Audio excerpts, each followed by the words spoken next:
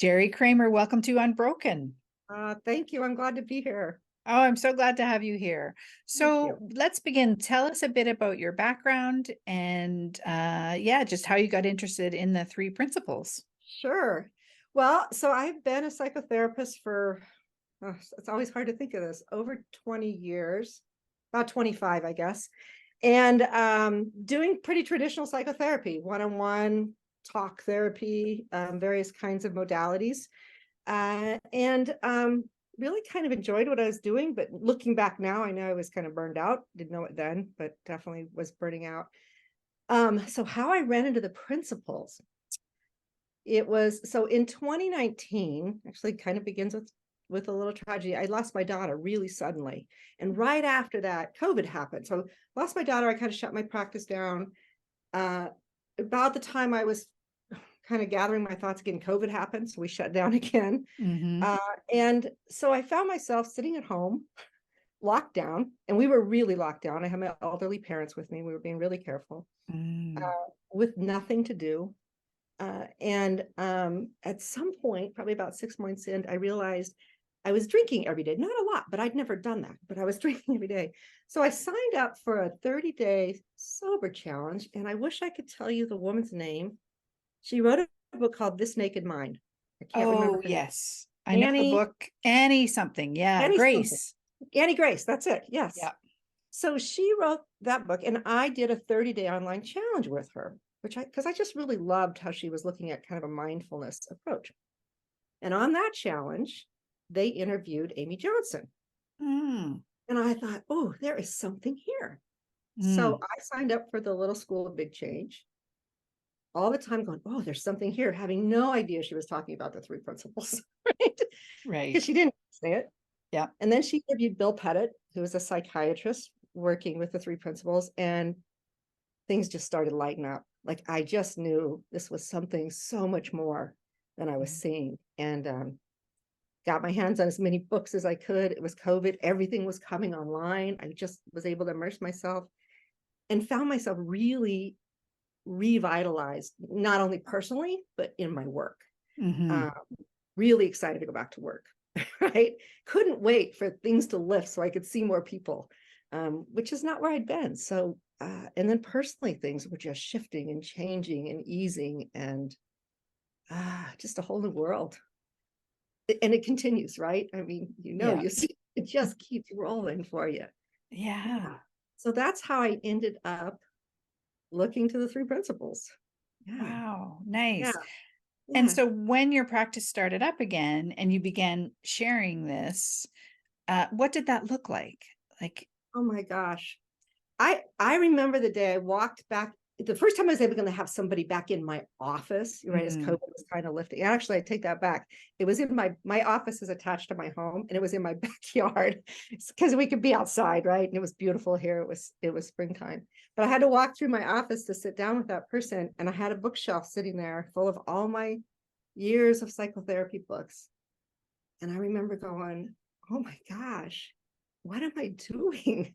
And that I couldn't use what I that changed a little. We can certainly talk about it, but realizing that everything I'd done wasn't going to serve me in the same way or my clients. But I just was sitting down with so much excitement. So what began to change is, I wasn't the expert anymore, right? I was along for an exploration with my clients into really looking at something different. It was no longer what psychotherapy traditionally had been for me, which is identify a symptom, have some kind of technique to deal with the symptom. If it's really bad, go get them to a psychiatrist and they can get medication. Um, always felt a little thin as far as treatment goes. I knew was always able to give a really good space for people. They felt safe, they felt heard, and I think that was really valuable. But this was different because now I could shine the light back on my clients and really see their health.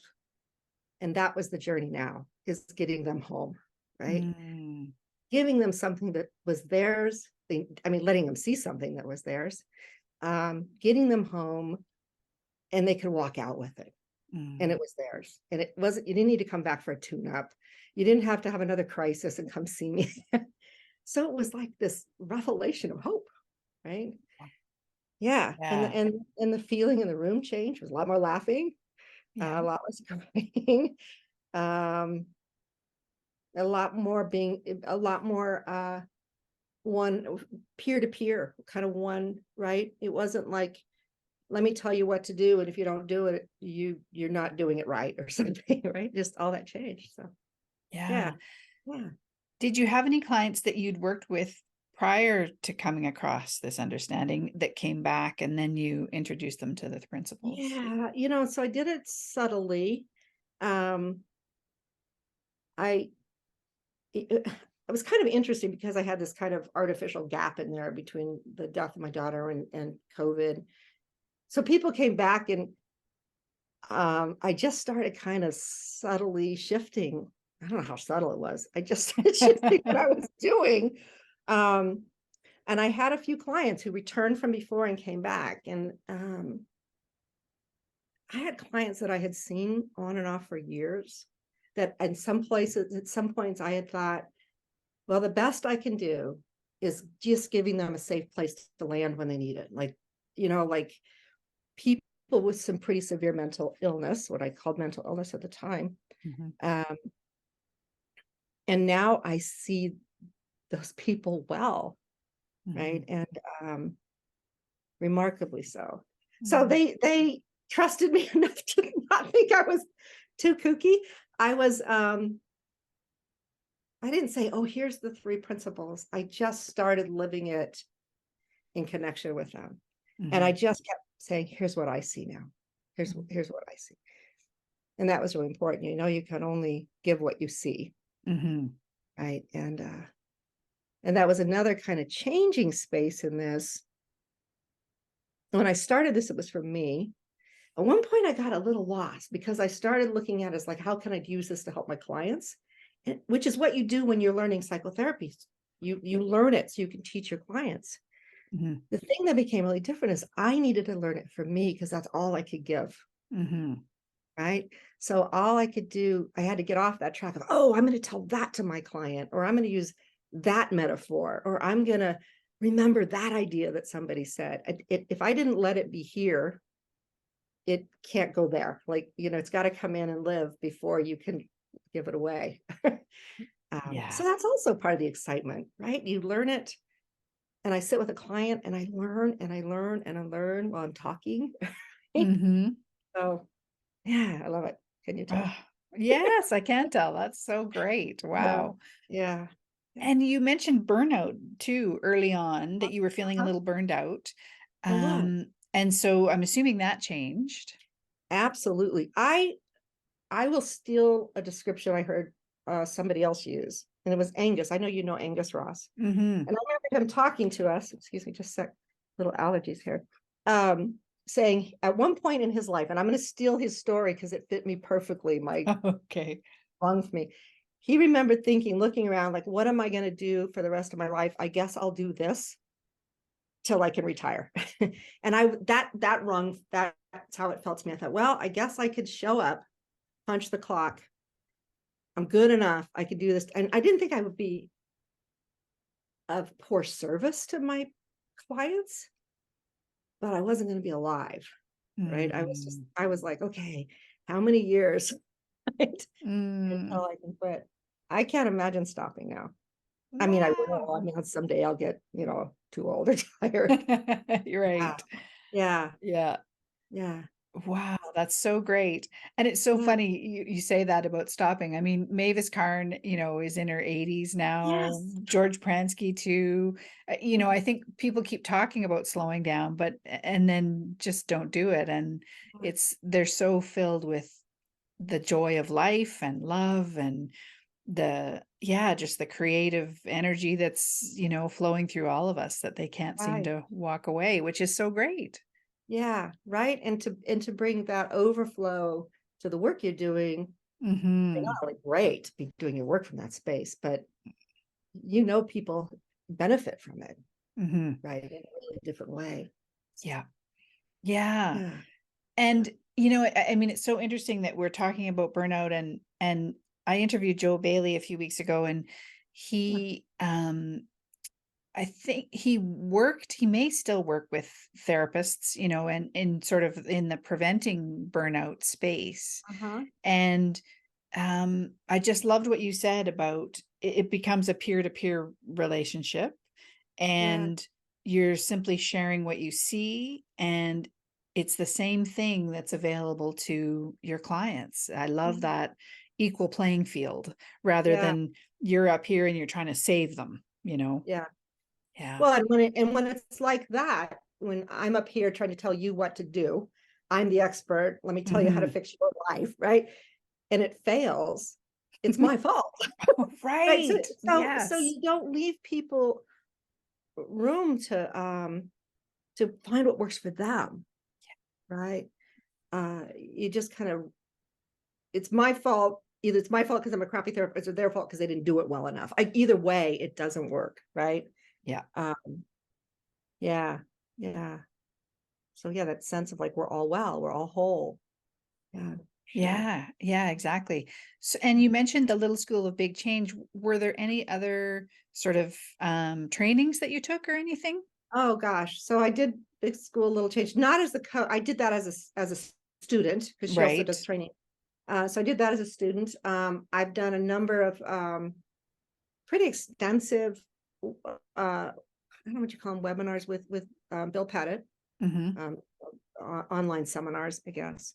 I finished 6 months with Angus and Rohini Ross in the rewilding program, which I know is how Right. you ran into me. Yeah. Um, what else have I done formally? Anything I can get my hands on. Yeah. Yeah. Yeah, yeah. Yeah. So tell us a little bit about rewilding. That was one of the questions I wanted to ask you about what that Yeah. word means to you and what that looks like. Yeah, so I know you're somewhat familiar with it, but for the audience, the Hmm. rewilding paradigm came from the process that happened when they rewilded Yellowstone National Park by reintroducing the wolves. Hmm. When the wolves had left, the landscape literally physically had changed, right? With Yeah. the removal of the wolves. And when the wolves came back, the deer population went down, the erosion went away, the plant life came back, the beavers came back, the deer came back, the deer went back, but the bears came back, and the rivers changed course, and the eagles came back. I mean, it's just this remarkable thing when nature was restored to its original way, I guess is what we call it. So Balance. Yeah. balance, there's the word. So in the rewilding, that was the metaphor that really drew me, that we are well and whole and wise in our capacity to balance ourselves and to heal ourselves and to be well, I guess, to be at ease, even through the eye of the hurricane. I think is one of Joe Bailey's things, right? Like peace in the eye Hmm. of the hurricane. So I was really drawn, and that had come out of, I'd been drawn to that with Bill Pettit's work also. He really, nothing broken, nothing lacking is, his kind of tagline. Um, so I was really curious about that. And boy, was that a life changer for me and for my clients, to really see that under the noise, always under the noise, we're well, Hmm. we are at peace, we are at peace. The noise comes, the noise goes. But our rewilded nature, if we can rewild ourselves, is wise, and it knows what it's doing. Yes. Yeah. Yeah, Yeah, yeah, exactly. And yeah, that wolf story from Yellowstone is such a great metaphor. And there's a video actually that I'll link to. It's maybe 5 or 10 minutes long, and it tells the story. And I yeah. think it's called How Wolves um rerouted a river, or it's something about the connection between the Changed the, wolves and the river. Yeah, they yeah, changed the course of the river, and it has to do yeah, with all that stuff. Yeah. yeah. I Fascinating. know I found it by Googling rewilding Yellowstone on YouTube. So Okay. Okay, yeah, cool. but Yeah. you'll find it. Yeah. Yeah, it's a Great. beautiful 5 minute. Oh, it's so delightful in its hope and promise for our wellness, right? Hmm. Yeah, Yeah. yeah, for Yeah, sure. Yeah. exactly. And so I want to ask a bit more about the difference you see, we've kind of touched on this already, but the difference that you see between the old paradigm psychological approach and this one, is there anything else, yeah, that we haven't talked about that you notice when you're working with clients? Yeah. Well, what do I want to say on that space? In the old paradigm, maybe you're familiar with the podcast Psychology Has It Backwards, like Christine Heath and Judy Sedgman. Sedgman, yeah. The so in traditional psychotherapy, I mean, you have some different schools of thought, but one of the big ones, which is really kind of seeped into our culture, is you go back into trauma and you dig through it and you dig it up and you get good with it, right? And that somehow going back and revisiting all that is going to heal us. And I don't know that, I wouldn't say there's no value in visiting our past, but to know we're well first, and then we can digest our past, is really different than digest your past so you'll get well, right?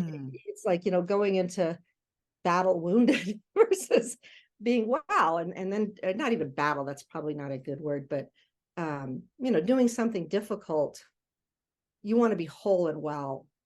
You don't have to do the difficult thing to get whole and well. So there's that paradigm shift of digging, needing to almost resurrect the past to be okay today.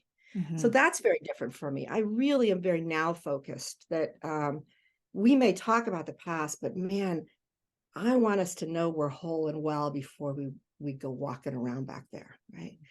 So that's from one school of thought. There's the other, like cognitive therapy, which gets a little closer to three principles. Cognitive therapy is, you change your thinking so you'll feel better, right? You think a certain way and it makes you feel a certain way, but then cognitive therapy takes a step of going, well, let's talk about changing that thinking. And so you're policing your thinking, right? And it's interesting. I mean, through three principles, we do look at our feelings or a reflection of what we're thinking, right? But cognitive therapy then used thinking to fix our thinking. So it's more thinking about what's causing us distress, which is our thinking, as opposed to maybe noticing and letting it be okay, letting it be. So all of the, I guess, strategies that would come from those schools, I don't use those anymore. The other thing I think about a lot is like anxiety is a big one for me. When I was doing traditional psychotherapy, I got where to the best of my ability, I would refer people with high anxiety to someone else because I felt so hopeless about it. Like so stuck in not feeling like I could do much for those people other than give them some coping skills. It's like, anxiety, come sit with me. We got this. Like, let's do anxiety. Like, I see it so clearly and so differently now, and it's not just like, well, let's be rational about it, or let's do a breathing technique, or let's, dig through your trauma that caused you anxiety, or let's, look at the thinking so it's very, very different. And it's permanent. And when people see that, when they have an insight around it, it's theirs. They don't have to remember to practice a breathing technique or remember to, scour through their thinking and make sure it's okay. Or yeah. Does that answer that for you? Yeah, absolutely. I love that. And I love the kind of, I'm going to call it a reversal that you said, approaching things from the position that we are well, and if we need to look into the past, we're going in there with that awareness versus feeling like we're broken and approaching life that way, that we need to get well. That's such a great way to look at it. I love that. Right. And now it's just a path of discovering our way home, not kind of going back and rebuilding the foundation of a house while you're living in it, and whatever metaphor that would be. Right? Yeah. I think for people coming in who've been given a diagnosis, they've been told they're bipolar, they've been told they're OCD, they've been told they're, grab the DSM, there's hundreds of diagnoses in there, and they feel burdened with that label, right? Like, this is what you walk with. This is now who you are. To be able to realize that that's just a construct kind of laid over them, and that the wellness is still in there, and they can burst back out, right? Like, cool Yes. stuff. Yeah. No, that's so great. I love that. Yeah. What were, well, let me see. Well, how do I want to phrase that? One of the questions I wanted to ask you was what you love about working with your clients. And I feel like we've kind of, um, talked about that. Is there anything you'd like to share about, I don't know, something fun or interesting that's happened with one of your clients? Some, sort of a big shift that you've seen, or A big shift in one of my clients. I'm a little hesitant because I don't want to. I can give some blank. I don't want to give away any identifying yes, information. yes. But I'll kind of, there was a couple clients that I had seen prior to Three Principles, who pretty routinely were hospitalized with some severe suicidal ideation once to twice a year, like pretty routinely for years. Electroconvulsive therapy, tons of medications. I don't, and I would be anxious about, like, I always felt kind of hyper vigilant around monitoring and making sure that all the safety bumpers were in place, right? And seeing these people as fragile, as broken, right? Right. That just, first off, one of them hasn't been in the hospital in 2 years. The other one I think has gone once. I don't worry about it anymore. And I just know that they will, if that's what they need, that will just come up. It's not this kind of constant assessment, which I think kind of feeds the concept that somebody's so fragile, right, that they have to be constantly attended to, and then how can they not see themselves in that way too, right? So to me, the most remarkable is that change, that beginning to walk with their own sense of resilience and health, right? And knowing it's there, even though it may get lost to them sometimes, but that they know it's there and they can find their way home. That's a big one. The other thing, I think I have a lot of, I just have a lot of fun with this way of, there's a lot of humor and lightness and laughing at ourselves, right? And really recognizing how wacky we get sometimes, innocently, but gosh, it's fun. Yeah. Yeah. Oh, that's great.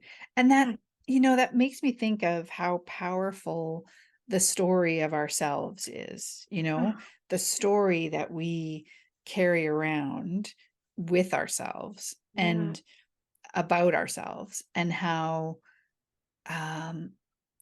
powerful that can be in a detrimental way before we realize that it is a story.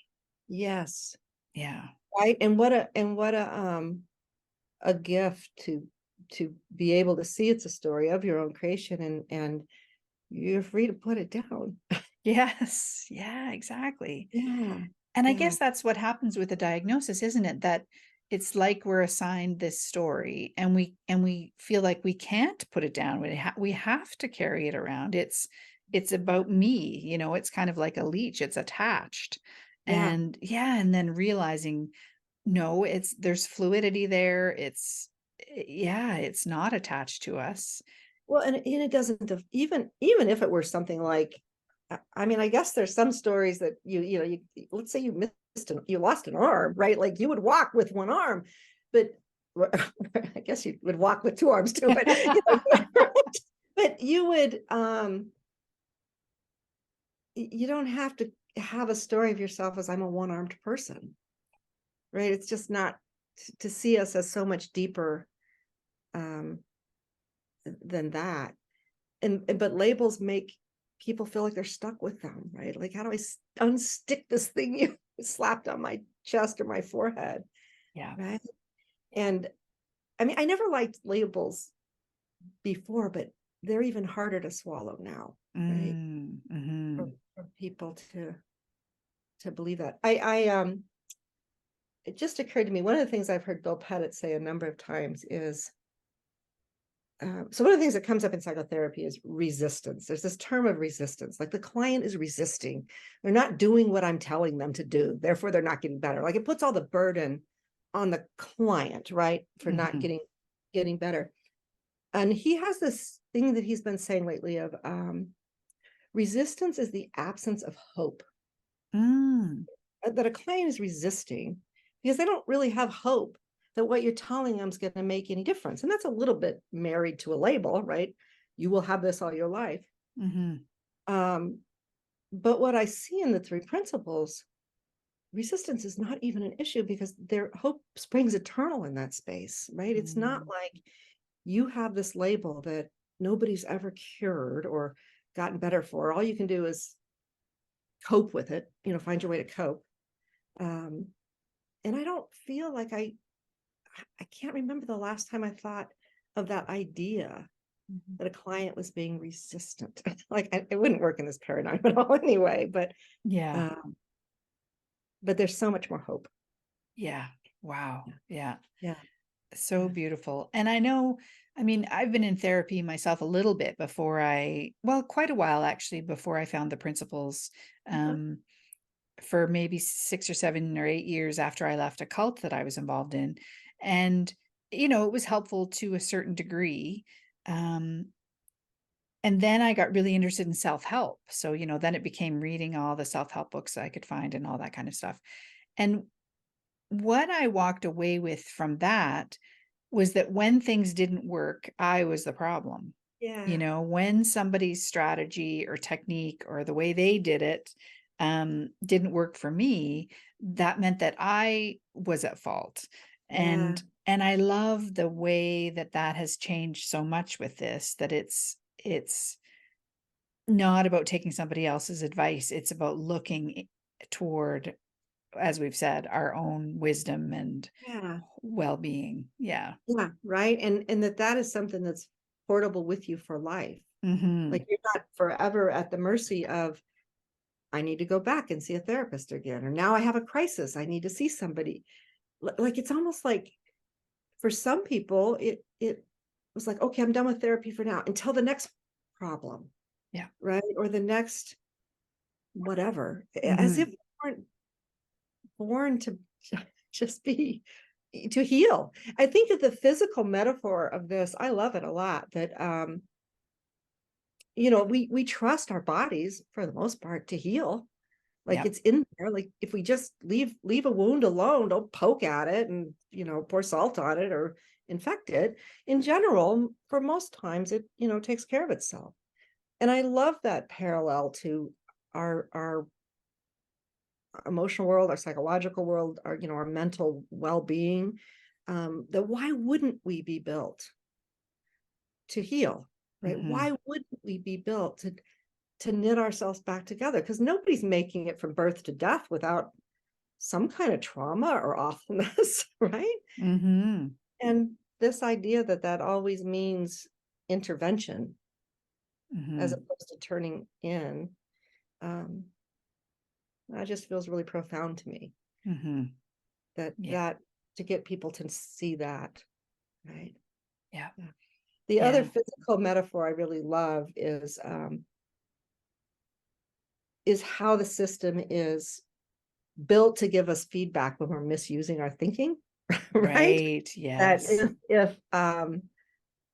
if I'm stepping on your toe and it hurts, you tell me to get off, right? But if you're thinking a certain way and it hurts, for some reason, we were never taught to believe that hurt and say, quit thinking that way. Look somewhere else. Like that, it's so exquisitely a one-to-one feedback system, right? Like, so if you're sitting there and dwelling on what somebody said at work yesterday, you feel horrible. The system's going, stop this, right? Get the Bernie poker out of my eye. And yet we lean into it. We think harder. Like that somehow in our culture, or I don't know where it came from, but we're stuck. Many of us are stuck with it, thinking that means if it feels bad, I need to think some more about it. But that's like saying it hurts when you're stepping on my foot, so step harder. Right? Yeah. And that alone is just like a breath of burden off for so much of where we get stuck, right? Yeah. Yeah. Yeah. I totally agree. Yeah, exactly. Get I'm it. imagining that that you work with your clients for sort of shorter periods of time now. Is that true? You mean it's hard as it's so funny. My sessions last longer. No. I don't see people as long. Yeah, you don't One see of the people things as that long. was always really hard in the traditional therapy is there's the therapy hour, which is 50 minutes, right? And Right. somehow you were supposed to sit down and 50 minutes later leave with it all in some nice package, right? And that just doesn't, to me anymore, feel honoring to where people are at. So I have much more open-ended, but yeah, I was a little scary at first because I didn't see people as long. Yeah. Wait, like I won't have clients. But yeah, yay, Yeah. right? Hey, you get to be done and go away, not be done and be good enough, right? Not be done until the next time. I mean, certainly that there's things that happen, right? But um, but to know that somebody's walking out of the work we've done together, and they are prepared for so much more than just getting past whatever it was, right? Or just not having social anxiety more, or not having panic attacks, or not having a problem with their boyfriend or girlfriend. Like it's so much more, right? It is a global solution, not let's patch this problem together and then this problem together. Right? Yeah. Yes. Yeah, I love that. So where do your clients come from then? Word of mouth for me is most of it. Okay. I when I was more plugged into the traditional psychotherapy, I had a referral stream from other psychiatrists and stuff. I did a lot of couples work. I still do a lot of couples work. So at this point, it's mostly word of mouth. Yeah, which is fine. Yeah. They know what they're getting into. Oh, Talk to the nice. crazy lady. Yeah, the crazy lady who thinks you're all right. You're All okay. right. Who won't tell you, oh my God, you are sick. Yeah. Wow. This is terrible. We're going to be here for a long time. You know, Yeah. that's the other thing that's so different. They're in traditional psychotherapy training. There's a lot of emphasis on empathizing with where they're pain, which is important, right? To say I get it, but it would almost become this dramatizing of the pain, like really, oh my God, that's horrible. What happened? Tell me, it was poking your finger in the wound, a hope punch, right? Yeah. Which made it kind of underscoring that so back to the inside out, things underscoring that what happened out there is the problem in here. And we underscore it by really getting into it and asking for details and what happened and what were you like, really making it alive, right? And as if that outside past thing was what needed to be fixed as opposed to this, right? Yeah. So Yeah, exactly. Wow. And is there anything you can share about working with couples that you see, in addition to everything we've talked about? Yeah. So when I was trained to work with couples originally, so 20 years ago, let's say, so two things. One of the kind of I would say kind of unspoken truth, often truths in the psychotherapy community is most people don't like doing it. They would do it, but they didn't want to. I actually loved it. I really loved working with couples, but and I still do, but most of the work would be done with the couple together. Mm-hmm. right? And it was a lot of trying to get them to hear each other different, communication skills, maybe some looking at family of origin problems. But what's so clear to me now is that it's almost like we were talking about, like getting well before you walk into the past. Like I almost do almost all of my work with couples now separately, individually, so that they can come together for a better space, right? And it's like, it's so important to me that they feel grounded and well. If they want to talk about something that happened 10 years ago, that they're coming to it well, not wounded, right? Right. Again, it's that same thing, like, oh, we have to fix that wound, that betrayal 5 years ago, or this or that. We have to go back and talk about that so we can be okay. And I really see it different now. Like we have to be pretty okay before we can talk about that, or we will just be pouring salt on wounds, right? So I do that really differently now. A lot more personal awareness and sense of what they're bringing to the relationship before I walk backwards with them. If we decide to walk backwards, right? Yeah. Yeah. Yeah. Oh, that's so great. I hadn't heard anybody explain that before in that way. I love hearing that. Yeah, it's so true. It's exactly what you talked about at the beginning. It's the same thing when we know we're well, and then going into any situation. Yeah, we just always have that wellness with us. Yeah. And Yeah. we can recenter and reground and re-regulate, and not be as insecure, Mhm. right?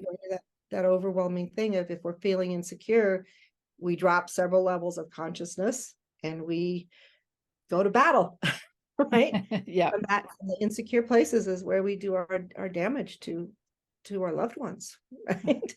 Yeah.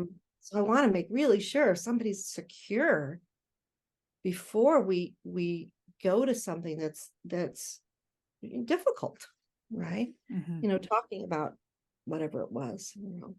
so Yeah. yeah. And that we really need to talk about it. Oftentimes when the security comes back up and the general I don't know, level of consciousness is raised and we see more clearly where our problems are coming from. It's not what they did, it's our thinking about what they did. Lots of stuff melts away. It just doesn't matter. We don't have to look at it, Mhm. right? It's just on. Yeah. Yeah. So that's beautiful. I mean, if you think about, are you in a relationship? I don't, or have been, like the things you fought about are Oh, so ridiculous, I right? I know. Yeah. And so when we get centered and we see our own wellness and our security feels, we're not feeling insecure, we don't have to have those conversations anymore. We don't have to fight about who threw the wet towel on the bed, or load the dishwasher a certain way, or right, or whatever, right? It's like Yeah. there's really not as much to do. Yeah. Or therapy becomes much less. Yeah. Yeah, Yeah. Oh, that's great. I love that. good. So we're just about to wrap up our time together. What is there anything we haven't touched on? I feel like we've touched on so much, but anything Oh you else gosh. you'd like to share? I guess I just my own personal wish that more therapists knew Hmm. this and saw this. And I mean, there's a lot of good therapists doing good stuff out there, but man, it's like it's not putting the turbo juice in it. It's like never getting out of granny gear. I don't know. It's like so much. So that's just a wish I have for the world, right? That this Mhm. was more widespread. Um, it's funny, when uh my brain is going, when Sid Banks first brought this into the world, he was targeting psychiatrists and psychologists. Mhm. That didn't that's not what happened. I mean, there was some, there's the Pranskys and there's Bill Pettit and Christine Heath. There's a few people out there in the mental health field. Ron Howard, Mark Howard, Ron Howard. He may be too. I don't know. Who knows? But it didn't explode like I would have imagined, right? Mhm. Um, So it got picked up by coaches and stuff, which is great, kept it alive. It moved. But I think there's more awareness coming.